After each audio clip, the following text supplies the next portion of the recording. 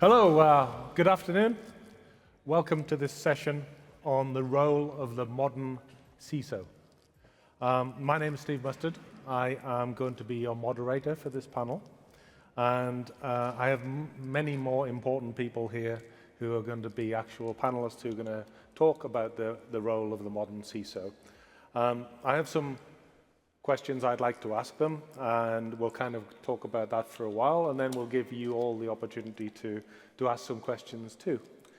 And before we do that, rather than introduce the panelists, I'd like them to introduce themselves. So I would like, if you would mind, to tell us your name, tell us the company, but tell us a bit more about your CISO role, how it started, the challenges you have, and some of the thoughts you're going to bring into this discussion. So, Oscar, do you start?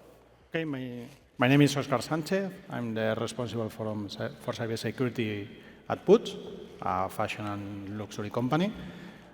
I started 7 years ago, okay, my position as a responsible for cybersecurity, and I started with nothing, okay, one hand in the front and the other in the back, how we say, and we start organizing all the security, especially in the infrastructure, in technology,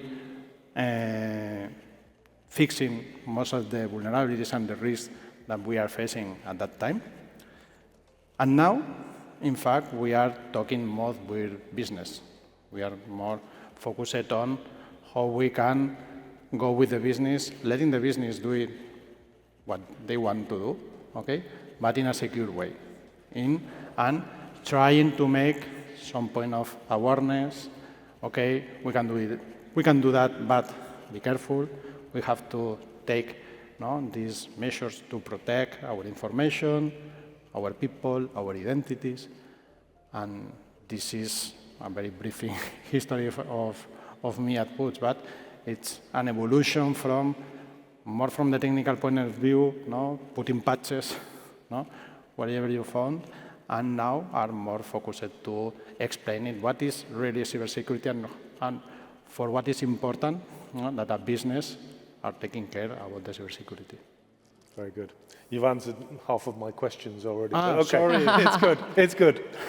I'm the first. Olga, can you tell us about yourself? Yeah, so thank you for having me here today. So I am Olga Forné. I am the global CISO from the Abertis Group. So a transport company. We have toll roads internationally in Latin America, in the States, and in Europe. And I've been in the CISO role for already 11 years. So in my previous job position, it was also a CISO, and I started in this position.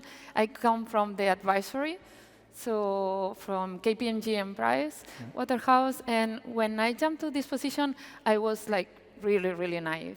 So as far as I can tell now, so I thought that it was a position about frameworks, controls, and looking at the risk and prioritizing risk, and that was more or less all, and it's not that. So it's more about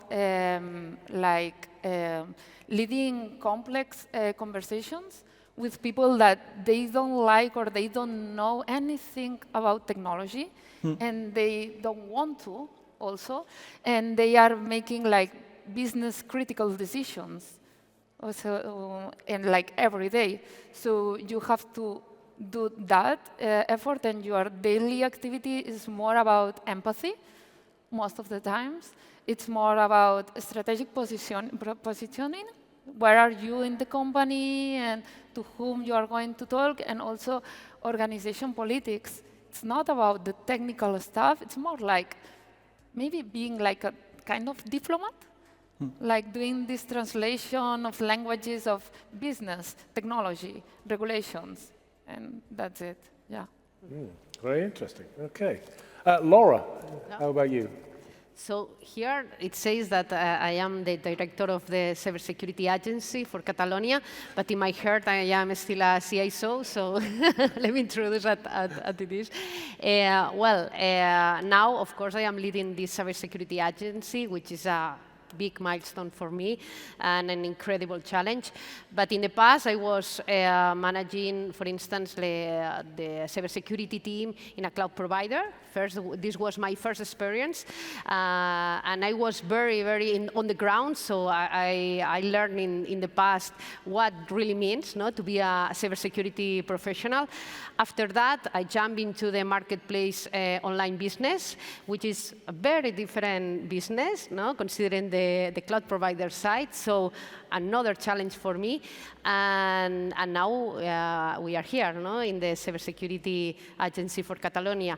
And in the same line as my colleagues, I think that now we are more than chief security officers, information security officers.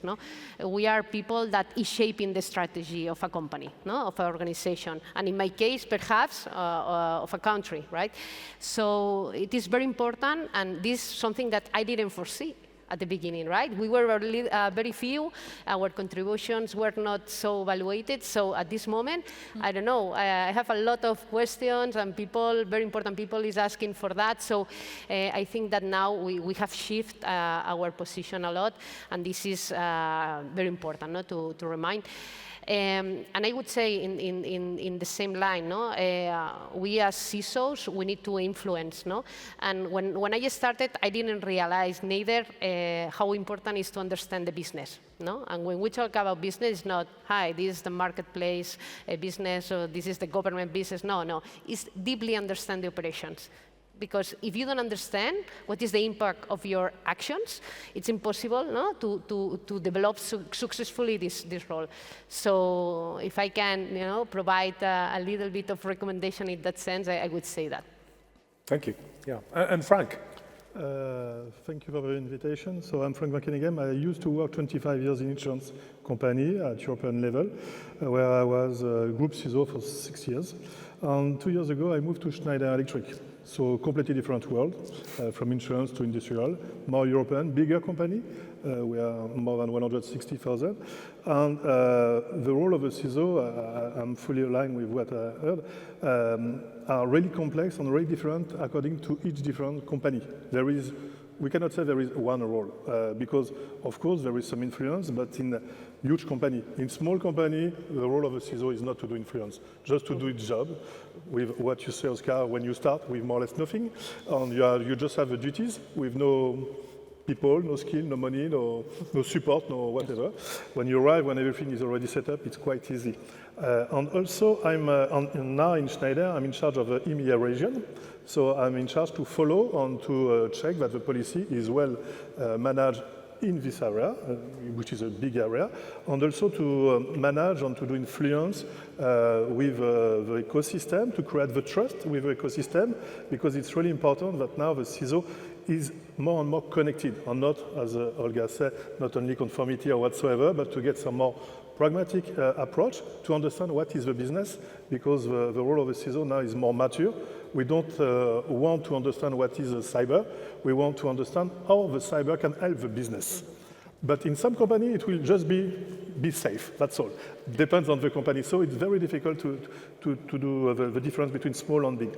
And also, I'm board member of a CISO, which is a French association of CISO with more than 1,000. I'm also member of EXO, European CISO Association. And I think it's very important for the CISO to manage the network, to create the network, because in case of incident, in case of breach or whatsoever, it's very important that the human come back on the topic and not only use AI or technological things, but to know that I can call Olga, I can call Oscar, and we can understand if there is some big issue, if we have to cut the line, because now some people are just playing playbook.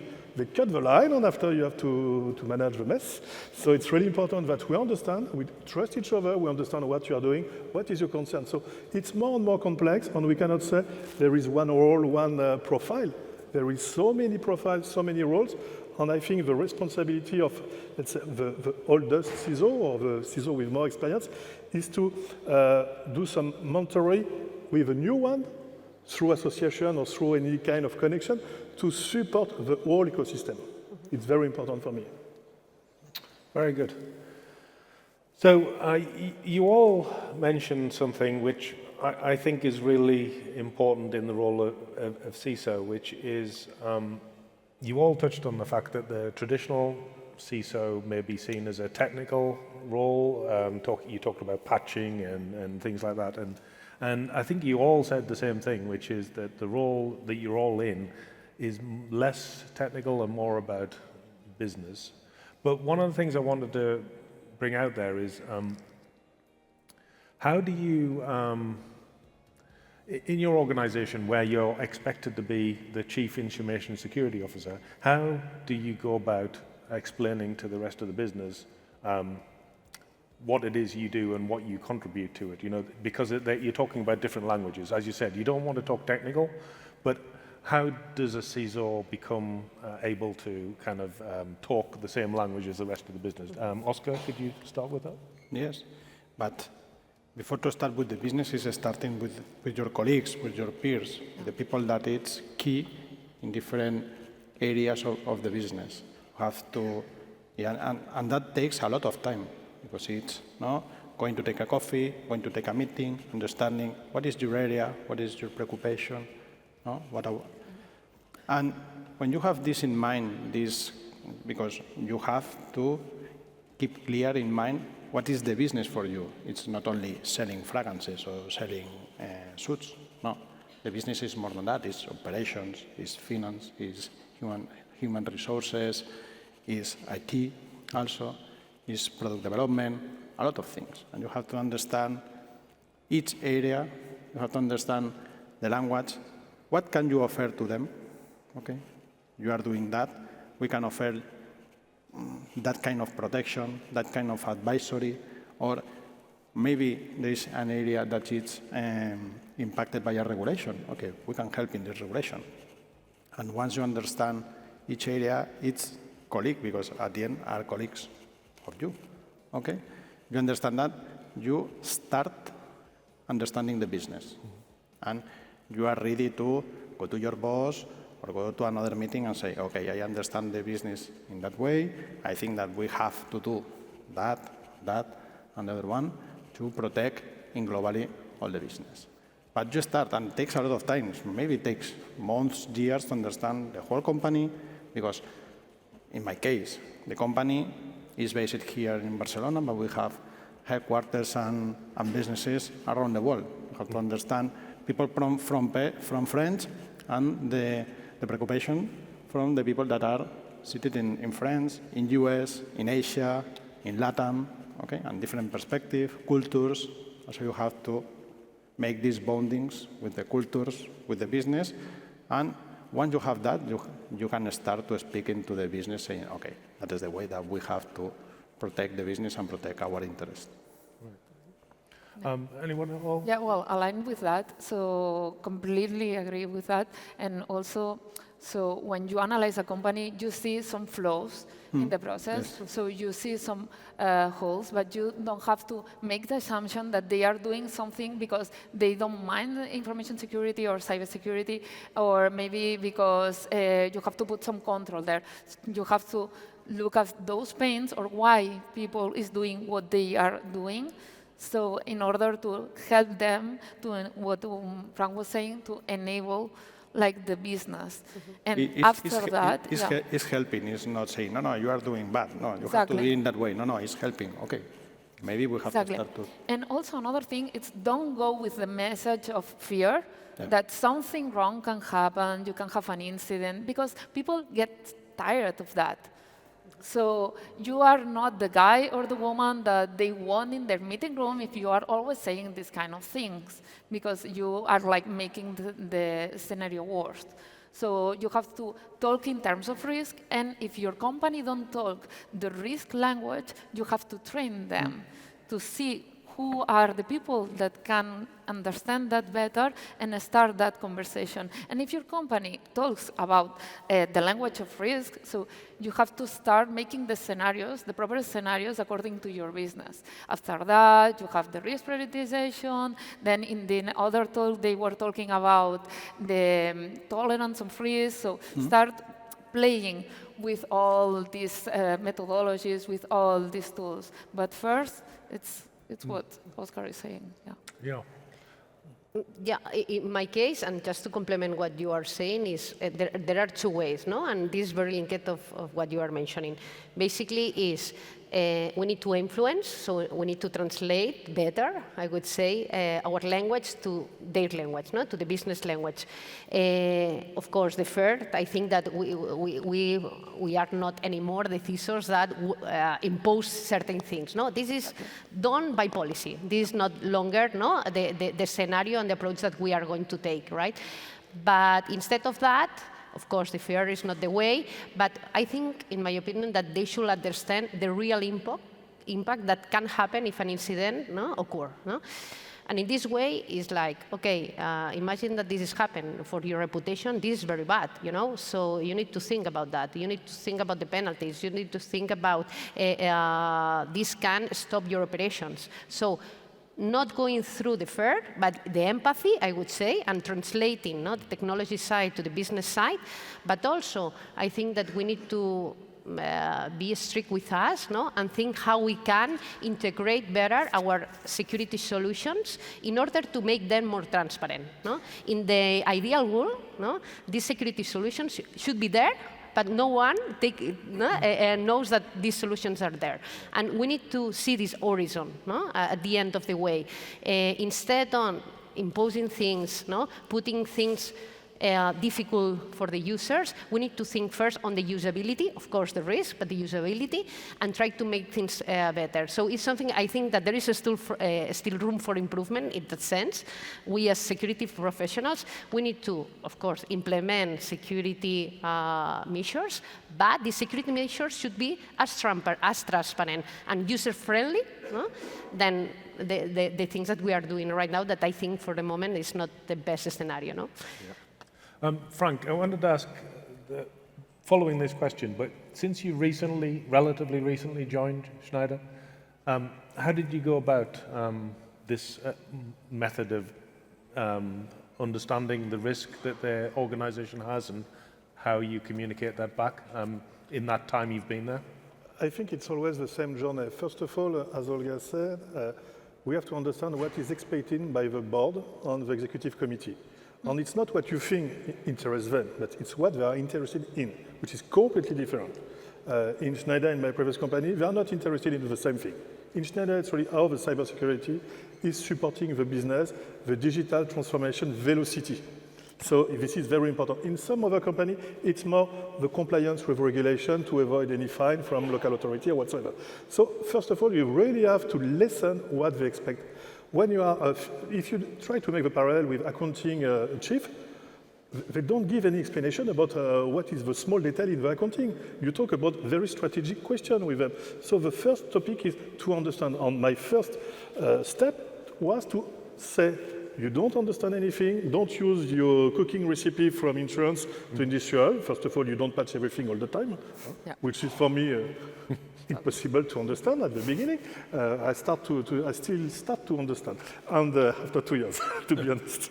But there is a lot of things that you think it's easy in a company who can be very difficult in another one, because you don't have a trust, nobody knows you, you don't know the company. So what is easy in one company can be very difficult because you don't have the same team, you don't have the same IT strategy, you don't have the same regulation.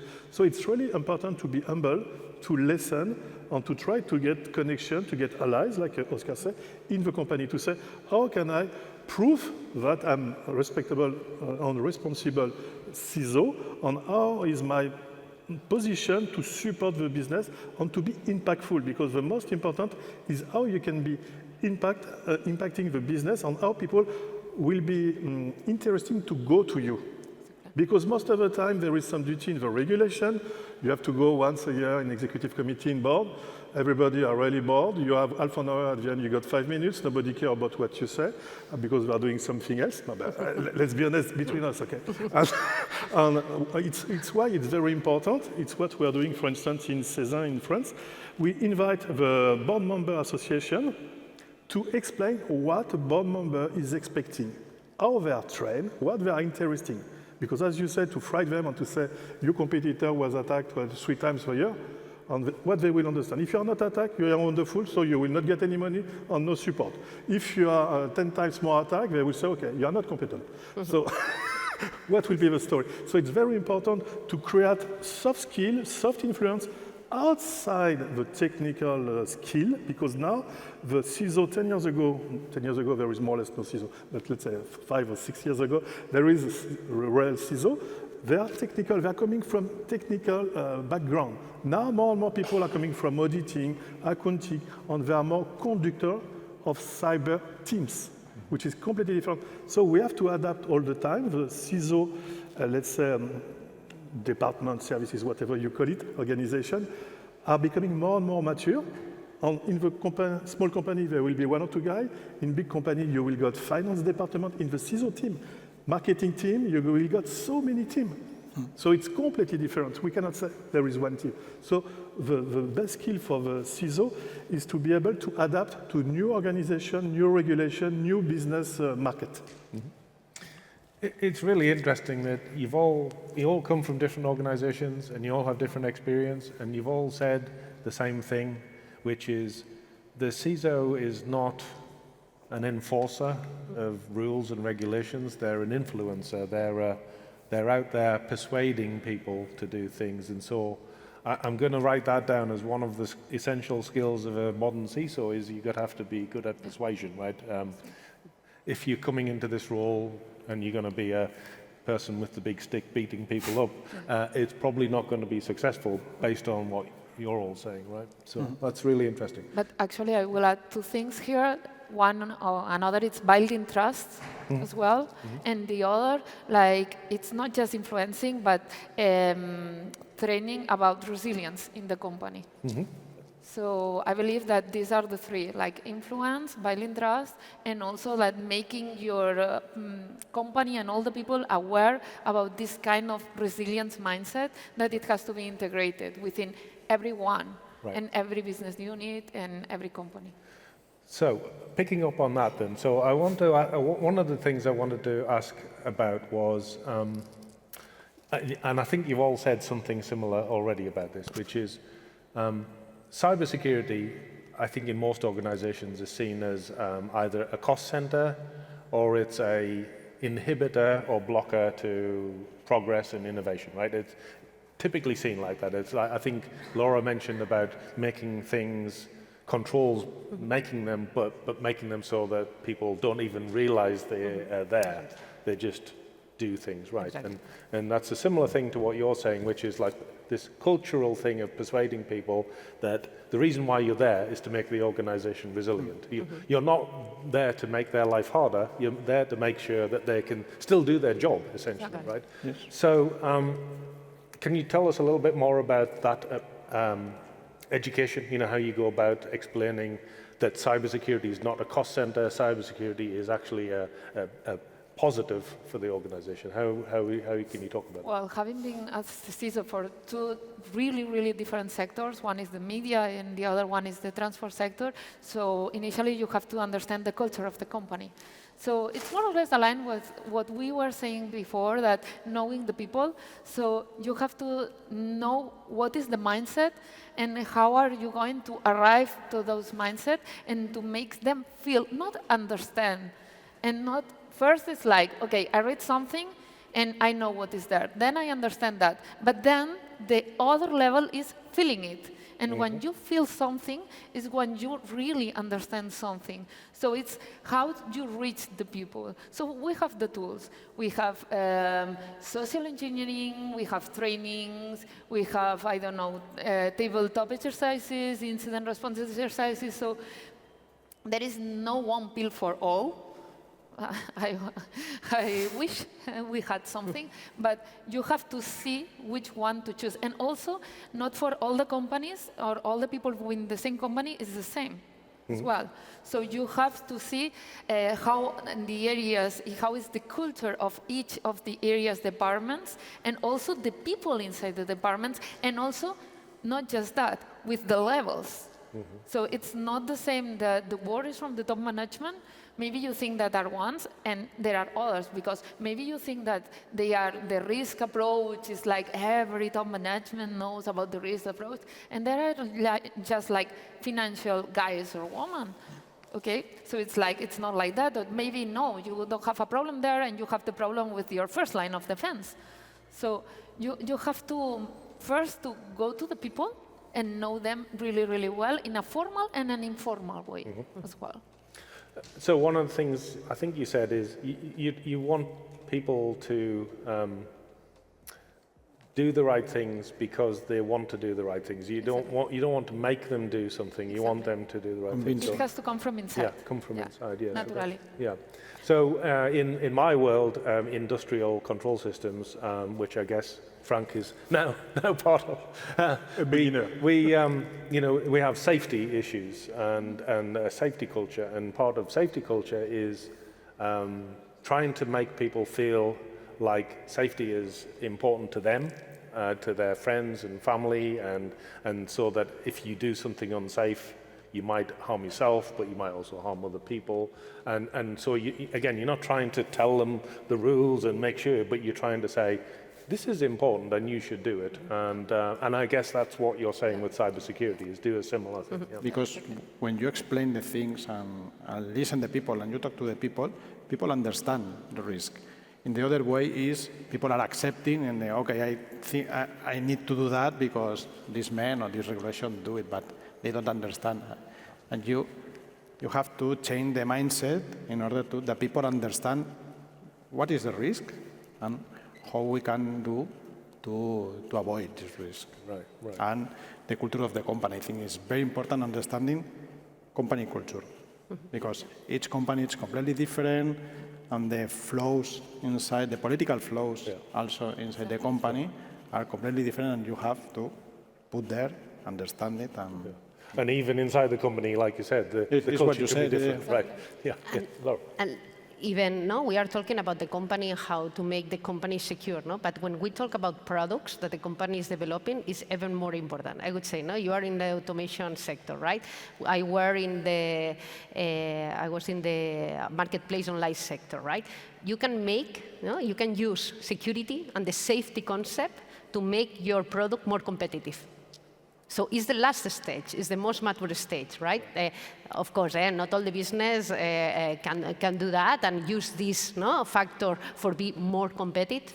But in that case, why not? Why don't you sell your product saying that it's the most secure in the market? Or, of course, 100% is not guaranteed, right?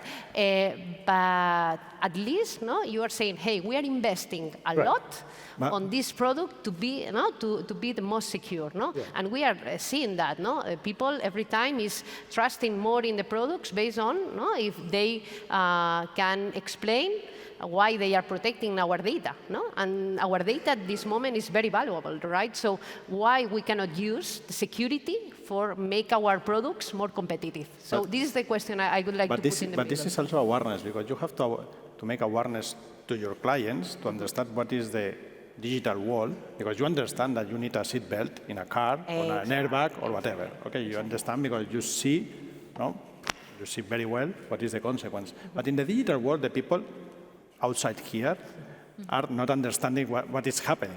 And you have to make a lot of aware, explaining to non-technical people what is the risk to do something in the digital world, because it's the Wild West, okay? And they have to understand the measures that you are proposing. And when you do that, the people in the business are accepting your controls, and your clients are starting thinking, okay, I prefer that bottle of water that it's made more secure than the other one. Yeah. And I think that there are two approaches, but why not? No, Frank? I'm a little bit balanced because I fully align with you when I was in insurance, because it was really important with data privacy law and so on. Exactly. So when you're doing business and you say you are fully under bug bounty, some people can understand because they got the maturity to understand. When we are talking about industrial products, you can provide some secure protocol, but your customer, whatever you explain, you propose a secure protocol of, let's say when we are talking about Modbus, and everybody says, oh, good news, I will use the previous one because it's more comfortable. So Yes, yes, yes. So, and we really have to understand, and it's not really part of a CISO to explain and to sell the product, but it's part of a CISO, it's mandate of a CISO to explain that there is some risk to continue like that. And when you are talking about safety, I will say that in industrial world, what I discovered, they're coming also from electricity and automation. And when it's running, they are not, let's say, they don't understand, for some of them, when it's running, that it can be attacked. Mm-hmm. In IT, it's more common because you got the news whatsoever. But when we got a factory down, we got some, but not every day like IT. And for me, it's more dangerous because we are not aware. If there is some, let's say, cyber war, a strong country will attack through factory because it's more critical than IT or insurance or whatsoever. Okay, it's not good to get insurance down, but when you got no water, no telco, no whatever, the life will be different in the country. And we are not really enough aware on it, and I think it's important that internally, externally, through the cyber authority, we continue to evangelize together and to show that the CISO, the authority, and association whatsoever are working together to increase the level through regulation or through something else at an upper level. Because now it's too easy to create this lack of cybersecurity. And for one explanation, in my previous life, when we talk about, let's say, MFA, how to sell MFA, because it was 6 years ago, it was a nightmare to sell MFA in my company, because when you are doing insurance, I don't want MFA because the customer will never connect, blah, blah, blah, all the story that everybody got. But when I used two factors to try to motivate, to persuade the digital officer. At that time, there is some let's say, some kind of sorcerer and some crazy people doing digital and transforming everything at high speed with no break. So it was quite dangerous. When you don't have MFA, when I did a demonstration that, first of all, most of the banks who are always 5 or 10 years in advance compared to the insurance already set up something.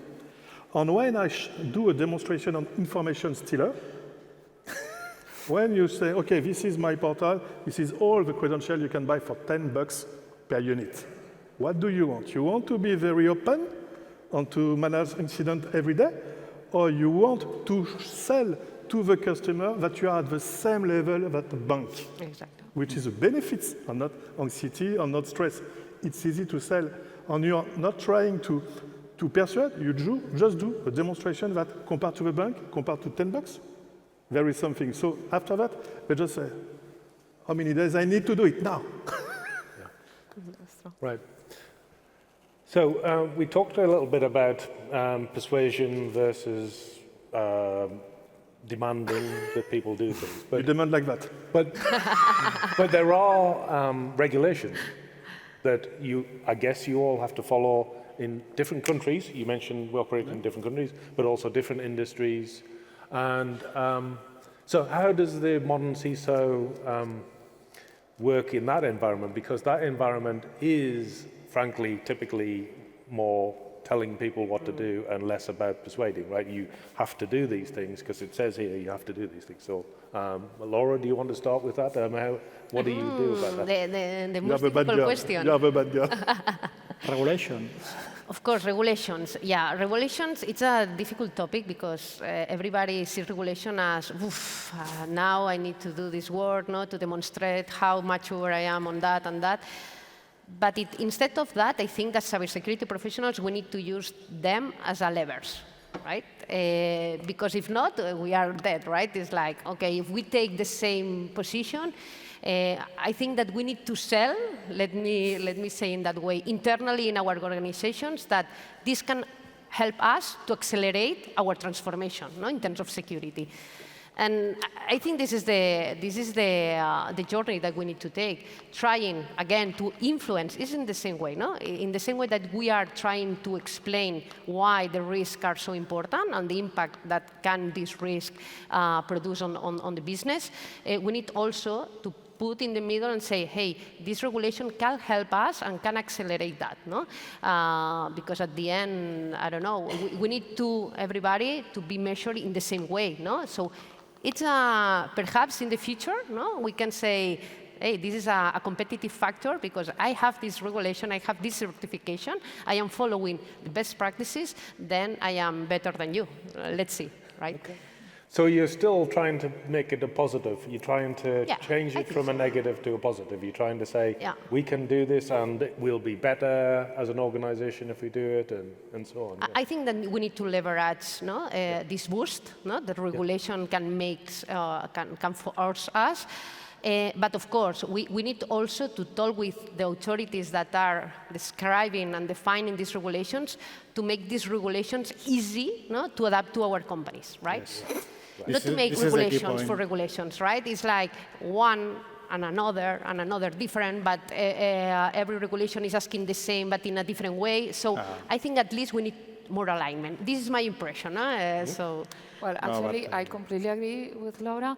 And in the terms of the regulations can be an information security enabled, so can help us in order to implement some things that maybe we are asking for and nobody sees it in the company because you have to translate it and it's going to take more time. And with a regulation, it's like, no, it's for tomorrow. Well, it's not for tomorrow, but it's like for next year. And most of the times it's like telling us it's for tomorrow. But we have to see the regulations like not like the monster, because sometimes it's like, oh, NIS2 and or DORA and all that. No, so we can comply with the regulations in a practical way. So we have to make things simple. So if you have to comply with 10 regulations, so look for the common controls with the common measures that they are asking for, interpret them, because maybe they say A, but you can put a B, and you are also complying with that, and it's better for your business. So you have to see how is your business, how is the regulation, simplify it, look it in not like in the legal stuff with that kind of complexity, no. So you can translate it as well and do it like to allow agility in your business and not stopping operations as well and achieving your goals. Fascinating, yeah. I think it's the same. It's a lever that help as a CISOs will help us in order to push some projects, some controls, some things, because if there is a law or regulation behind, at the end it's sometimes more easier to do something, or in a short period of time. The only point is needs to, okay, but it's a transposition in each country, and if you are a company that operating in several countries in Europe, it's a mesh. Okay, this country wants these controls, the other one wants the other controls that are quite similar, but 2 or 3 that are not, and now you put another one as, come on. And I think that is a discussion more for the regulation point of view that please help us, but help in a normal way that we can follow in a unique way, not in it's a regulation for each country that it's a mess especially for the companies that are operating as a multinational. For me, there is, let's say, a different point, because when you say if there is regulation, you can pretend that you are more secure. For me, it's more the certification or not regulation. And what is important, in my opinion, is that we need, as Carlos said, to get more, let's say, pragmatically approach in Europe between the different countries. When you see there are one Europe, one thing, one stop, it's easy to understand, one definition of incident, one reporting platform, one format, blah, blah, blah. So I miss sometimes insurance for this part.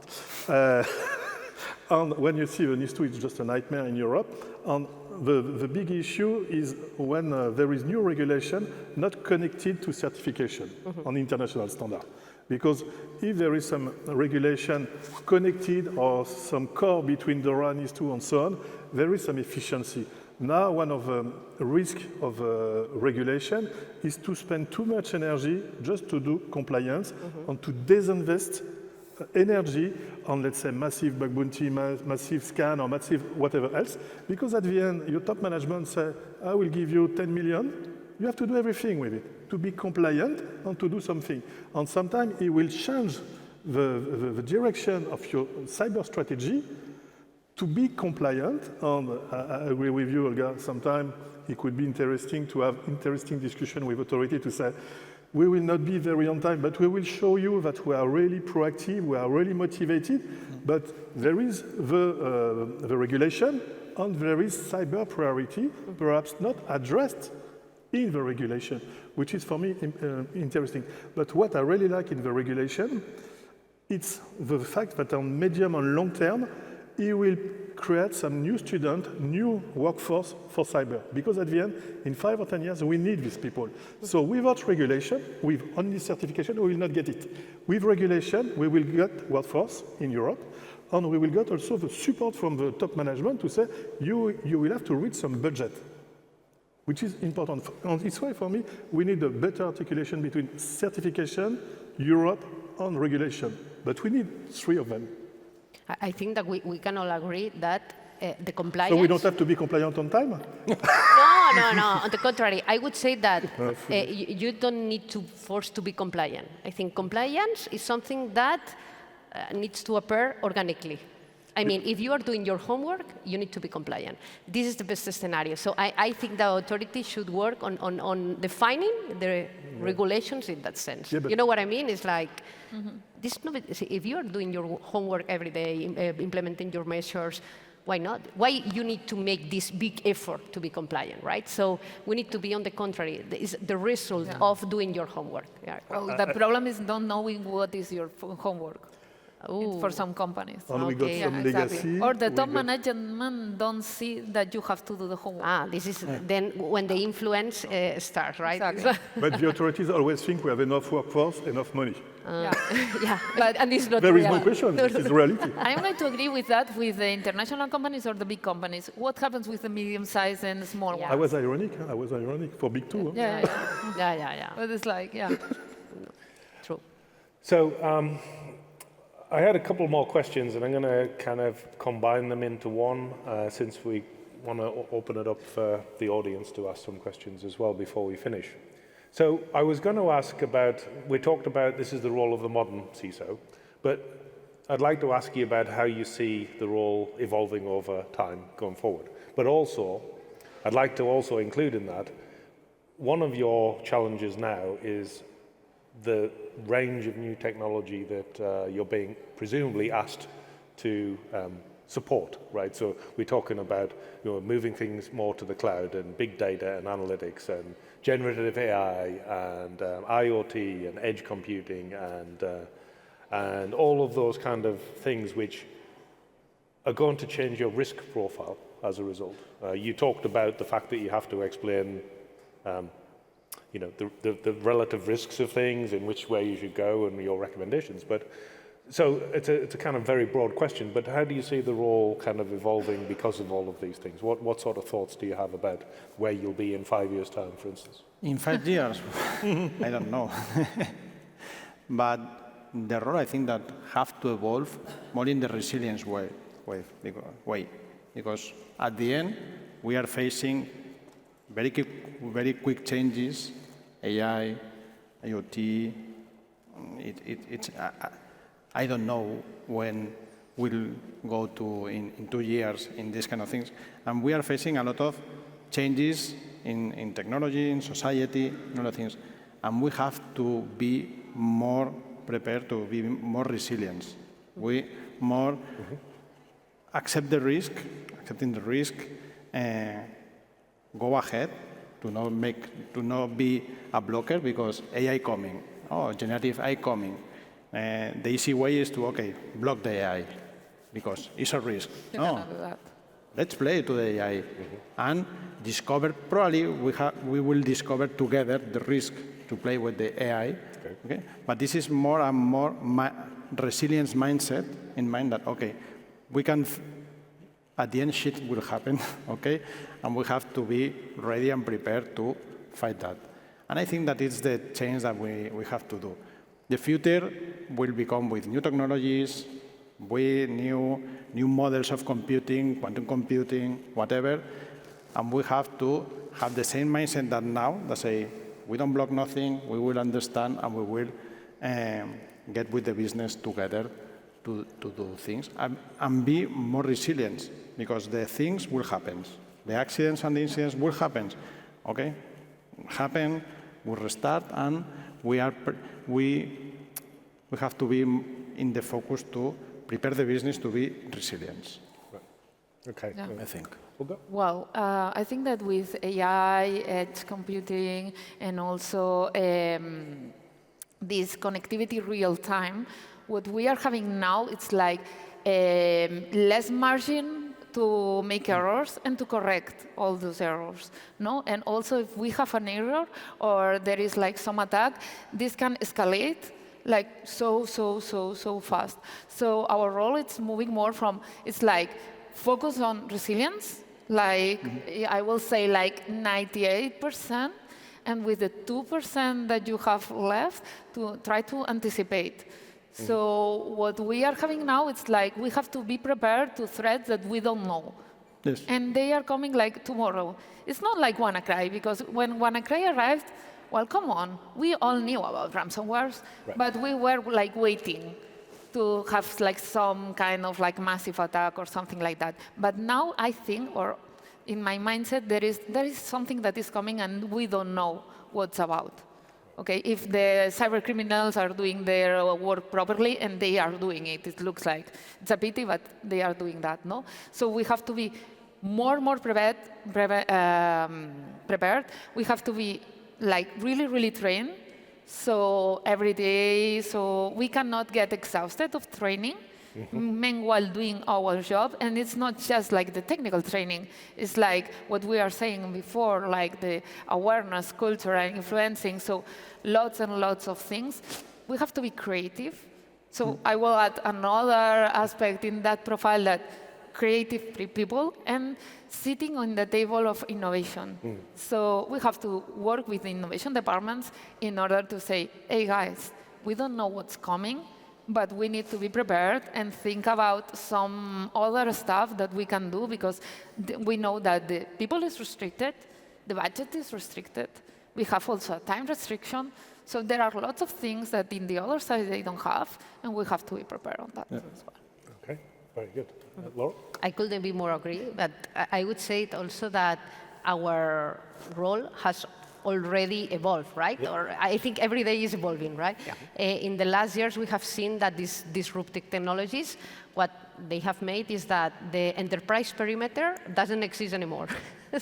So, you know, my data, my business is everywhere. So I think that now we have changed this mind, and we are approaching that in the zero trust concept. This super cool concept is real. You know, so we cannot control anymore, and it is based on resilience. No, this is about like, okay, the bad guys could come everywhere, right? Because my data, my business is everywhere. No, my users.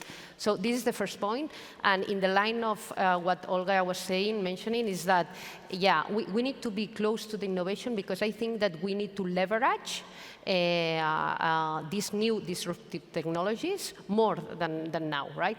In the sense of we can, I don't know, enhance our security operations by using AI. There are a lot of, you know, initiatives that are following this line, but we need to keep doing that, no? Feeling that, hey, this is the path that we need to take, because at the end, the bad guys are using AI for the benefits. Why we don't need to use that, no? So to detect abnormal patterns, for instance. So yeah, our security solutions are using AI, no, behind the scenes. So we need also to use that for our benefit, no? And I think that, yeah, this has this dual, no, vision. And of course, these disruptive technologies make us the lives perhaps difficult than before, but at the same time are helping us to fortify in our systems. Yeah. Frank? Fully aligned, but I will add some points. I think for the company who can afford it, and as you say, all the companies don't have the same, let's say, support. I think we need to get some geopolitical approach in the different companies to buy it through third party or to do it internally. I think it's important to understand who are the threat actors interesting by you, because you are doing some business or whatsoever. Because it will help and support the business on long term. So I think to get some geopolitical, let's say, topic in the strategy is very important. And it will help us to show that we are not only technical people. because geopolitical for business, geopolitical to protect, it's very important because if you sign a contract somewhere and tomorrow you are attacked or whatsoever, there is an issue. The second topic, I think we need to work more proactively I really support you on the proactive approach. We don't have to be reactive, we have to be proactive. To do some influence on the regulation, because if we work private-public on the regulation and to say how we can optimize the regulation, I know in Europe there is the Optimus program to simplify. I hope something will happen, simplify and not more. I think it's important because at the end we reach the same goal, to be efficient at the best price and to be agile. So I think it's important to work through associations, through regulators at European or national level to say how we can be more efficient with less impact and not additional impact. And I think the third point for me will be to think as an attacker. Because too often we think like a proactive whatsoever. We cannot fix everything, and there is not a solution. I saw some of them here to say if I'm an attacker, how I will attack this company because I want to breach this company or I want to breach this sector. And perhaps the first approach will say, how can I help the attacker to go to the neighbors and not me? So it can be an approach. And too often we are thinking about good ISMS, good regulation, good certification, good whatsoever, and sometimes to put massive red team, massive bug bounty to say if somebody really wants to go inside, how they will do. Because most of the time we propose some good auditing document for the auditing firm on accounting or to the regulators to please because the top management said, be compliant in 3 years or whatever, so the priority changed. And it's important to have a counterbalance to say, don't forget this blind spot where you are risky because you forgot, because you just focus on what is, let's say, more priority. And it's important to propose to the top management to say, this is the target to be compliant, this is the target for an attacker. We need to find the good balance, and it will be the duty of the CISO to accept the risk for the top management, or to say, okay, we accept to not be compliant on time, but perhaps 3-4 months after, but we will be able to explain to the regulation, to say, body, we have this issue, and this one was more priority than to be compliant 3 months in advance, because we want to reduce the risk, because we are critical, perhaps, for the country. So I think it's important to put also in your strategy these different points. Excellent. Well, that's fantastic. Thank you so much. But there's some time for some questions, if anybody has any questions for these experts. So there you go, William. Oh, yeah. Don't ask me any questions, so just there. Right. Not to you. Good. Okay, fine. You did deeply discuss about the CISO role in terms of approach, behavior regarding the top management. And let me summarize that you're positioning the CISO as a business advisor in terms of technology risk, focusing on resiliency, as a summary. Yes. Very, very big summary. But the sad reality is that most of us still have on top of this function, the security operations, the measures implementation, and very often when we discuss with the top management about a need to be compliant and so on, they say, okay, you convince me, here you have the budget, do it by yourself. So, same with when we talk about compliance areas, legal areas, we are talking about being compliant with some regulations and so on, but maybe it's not our function, not our core function. I fully agree that this positioning of a business advisor, but that's not the reality at the end. So the question is, in your opinion, to what extent should be splitted this cybersecurity operations, measures implementation, this operation should be split from the role of the CISO or should be integrated within the team? Maybe there's not a simple answer, but I would like to know your opinion, if it's better to split, to integrate, to manage by yourself. Or... I start. Thank you. Don't worry, Oscar. No, I think that you can split, and it's my opinion, you can split the operation, the first line from the second line. I don't like it. I think that the CISO has to have the visibility in the second line with the regulation, with the controls, with the policy application, but also with the operations and with the cybersecurity operation. It's not the same that operation the infrastructure. You have to have your own operations and manage it. Because if not, you are only a prescriptor. You are only saying, OK, this is the risk, you have to implement that control, and you will start depending on the CIO, on the technology part of you. If you want to control the security, you have to have the keys, no? You can control the levers, literally, of the security. And this is my opinion. The regulation, we will see it because it's very new, and I think that we can put, because at the end regulation is a compliance risk. Companies have the compliance area, and this is another risk that maybe you can address in the second line and in the first line. Okay, but at the moment we are facing, because there are very new, people don't know what is this NIST, DORA, or whatever, and okay, this monkey is yours. Okay? But we have to manage, and in our resilience skills to, okay, we are developing, and now please address the compliance risk, and I will get the controls and the other ones that needed. That is my opinion. Actually, you were talking about other areas like compliance, risk, maybe continuity, or other or legal stuff. So I believe that you have to distribute it to all the departments in the company. So in your panel, you were talking about the awareness program. So David Esteban said that in the awareness program, so I, as a CISO, don't have to do or make the awareness program. There is people that has more experience there to do that job, and they can ask us what kind of information you need there or you want to transmit. So is that, because if you have it inside your own position in your own area, you may create a silo. And if you distribute it to all the areas of the company, it's also their job, it's also their responsibility. So, and they have to understand you, or you can make them understand that. And also if you put that in your annual objectives, that will be great. So, but distribute it, I think that is better. In my You don't agree?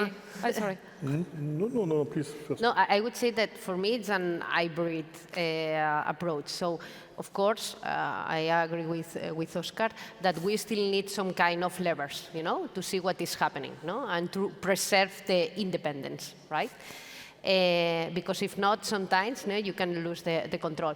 But if we really believe in the security by design concept, in the shift to the left, we need to think that security is no longer under control by us in 100%. So I don't know, the developers are owning the security of the products, right? So what you need to do also is to enable them, to understand security and to embed security, in the development, right? So at the end, in my opinion, is to keep like I don't know, a security operations center in order to control that everything is going through your guidelines, I would say, but at the same time enabling your people that is developing or managing your product, your business, in order to make things based on the best practices, right?